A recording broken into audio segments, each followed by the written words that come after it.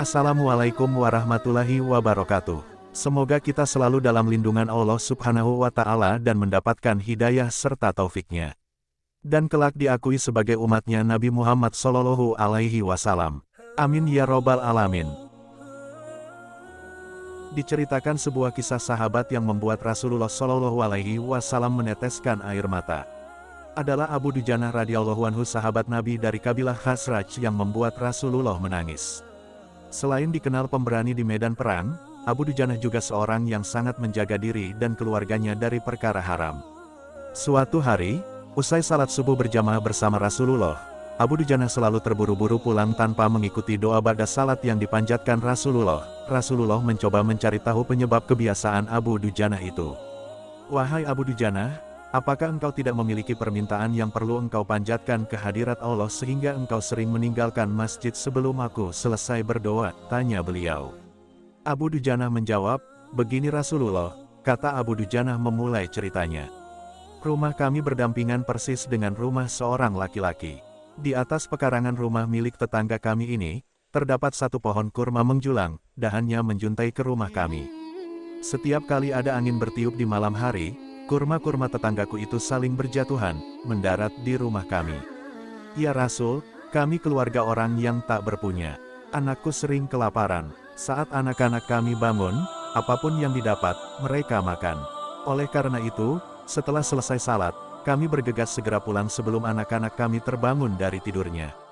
Kami kumpulkan kurma-kurma milik tetangga kami yang berceceran di rumah, lalu kami kembalikan kepada pemiliknya." Abu Dujanah lantas menceritakan, pernah suatu ketika anaknya kedapatan memakan kurma yang jatuh dari pohon tetangganya itu. Maka, ia pun berupaya sekuat tenaga untuk mengeluarkan kurma yang terlanjur dimakan tadi dari mulut anaknya. "Nak, janganlah kau permalukan ayahmu ini di akhirat kelak." Anakku menangis, kedua pasang kelopak matanya mengalirkan air karena sangat kelaparan. "Wahai Rasulullah, kami katakan kembali kepada anakku itu, hingga nyawamu lepas pun, aku tidak akan rela meninggalkan harta haram dalam perutmu. Seluruh isi perut yang haram itu, akan aku keluarkan dan akan aku kembalikan bersama kurma-kurma yang lain kepada pemiliknya yang berhak." Mendengar cerita itu, mata Rasulullah berkaca-kaca, butiran air mata mulianya berderai begitu deras. Baginda Rasulullah mencoba mencari tahu siapa sebenarnya pemilik pohon kurma yang dimaksud Abu Dujanah itu. Abu Dujanah pun mengatakan bahwa pohon kurma itu milik seorang laki-laki munafik. Rasulullah langsung mendatangi pemilik pohon kurma yang diceritakan oleh Abu Dujanah. Rasul lalu mengatakan, "Apa bisa engkau menjual pohon kurma itu? Aku akan membelinya dengan pohon senilai 10 kali lipat." Pohon itu terbuat dari batu zamrud berwarna biru, disirami emas merah, tangkainya dari mutiara putih. Di situ tersedia bidadari yang cantik jelita sesuai dengan hitungan buah kurma yang ada, kata Rasulullah menawarkan. Laki-laki munafik ini lantas menjawab dengan tegas, "Saya tidak pernah berdagang dengan memakai sistem jatuh tempo. Saya tidak mau menjual apapun kecuali dengan uang kontan dan ingin dibayar saat ini juga." Tiba-tiba Abu Bakar As-Siddiq datang. Lantas berkata, "Ya sudah, aku beli dengan 10 kali lipat dari tumbuhan kurma milikmu yang jenisnya tidak ada di kota ini, lebih bagus jenisnya."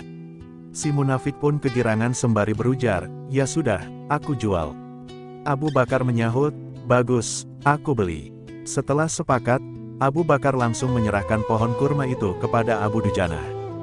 Rasulullah kemudian bersabda, "Hai Abu Bakar, aku yang menanggung gantinya untukmu." Mendengar sabda Nabi itu, Abu Bakar bergembira bukan main. Begitu pula Abu Dujanah. Sedangkan si munafik berjalan mendatangi istrinya. Lalu menceritakan kejadian yang baru saja ia alami. "Aku telah mendapat untung banyak hari ini. Aku dapat 10 pohon kurma yang lebih bagus. Padahal kurma yang aku jual itu masih tetap berada di pekarangan rumahku. Aku tetap yang akan memakannya lebih dahulu dan buah-buahnya pun tidak akan pernah aku berikan kepada tetangga kita itu sedikit pun." Malamnya, saat si munafik tidur, dan bangun di pagi harinya, tiba-tiba pohon kurma yang ia miliki berpindah posisi, menjadi berdiri di atas tanah milik Abu Dujanah. Dan seolah-olah tak pernah sekalipun tampak pohon itu tumbuh di atas tanah si munafik. Tempat asal pohon itu tumbuh, saat ini rata dengan tanah. Ia keheranan tiada taraf. Demikian kisah sahabat dan pohon kurma yang membuat Rasulullah menangis. Hikmah yang kita petik dari kisah ini adalah kehati-hatian para sahabat menjaga diri dan keluarganya dari makanan yang haram. Kemudian pohon kurma yang berpindah posisi itu adalah salah satu mukjizat Nabi Shallallahu Alaihi Wasallam yang langsung dirasakan oleh sahabat Abu Dujana. Terus ikuti channel Tetap Bersolawat untuk selalu mendapatkan update video tentang kisah sahabat Rasulullah dengan cara like, komen dan subscribe. Syukron jazakumullah khair. Wassalamualaikum warahmatullahi wabarakatuh.